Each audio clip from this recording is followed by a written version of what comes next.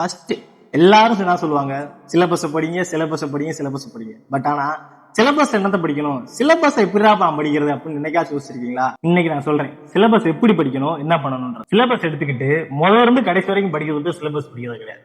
First எப்பயுமே எது நம்ம எடுக்கிறதா இருந்தாலும் நம்ம என்னென்னலாம் படிக்கணுன்றதை விட என்னென்னலாம் படிக்க கூடாதுன்றது ரொம்ப ரொம்ப முக்கியம். நீங்க எது படிக்கணும் எது படிக்க கூடாதுன்றது நீங்க உங்களுக்கு சிலபஸ் தெரிஞ்சாதான் கண்டிப்பா அதை வந்து டிஃபரன்ஷியேட் பண்ண முடியும். நீங்க அதிகமா பரீட்சைக்கு வராததே படிச்சுக்கிட்டே அது போய் அது எந்த பையனும் கொடுக்க போறது கிடையாது, அது எக்ஸாம்ல வரப்போறதுமே கிடையாது.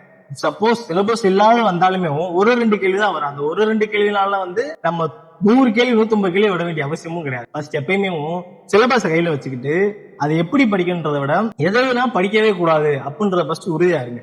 உங்களுக்கு தெரிஞ்சுக்கணும், இந்த லைனை பார்த்தா இந்த லைன்ல இருந்து கொஸ்டின் வருமா வராதா, இது சிலபஸ் இருக்கா இல்லையா. சிலபஸ் இல்லாத படிக்கிறது 100% டிஎன்பிசி பொறுத்த வரைக்கும் வேஸ்ட். 1-2 கேள்வி தான் வரும், அதுக்கு மேல வராட்டி ஒண்ணுமே பிரச்சனை கிடையாது, நம்ம போடணும்னு அவசியம் கிடையாது. அதனால சிலபஸுக்கு தாண்டி என்னைக்குமே படிக்கின்ற எண்ணத்துக்கே வந்துடாதீங்க. அதை படிக்கிறது முழுக்க முழுக்க வேஸ்ட்.